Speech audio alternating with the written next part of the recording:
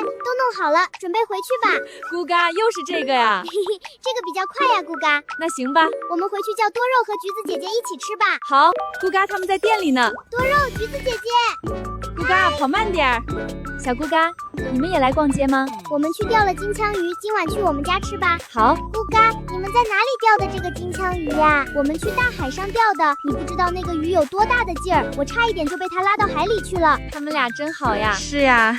咕嘎，你和多肉就在客厅玩，我和橘子姐姐一起去做饭啦。好，让我们也去帮忙吧。不用啦，你们等着就好啦，很快的。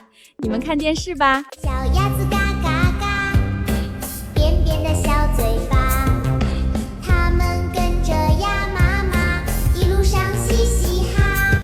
今天天气真呀真好，我的也跟着飘呀飘。咕嘎多肉，饭做好了，你们收拾一下，准备吃饭啦。好，多肉，我们去洗手吧。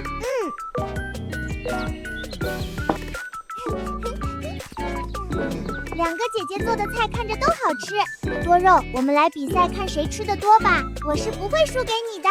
那这些菜都要靠你们俩了。好啦，我们来干一杯吧。干杯！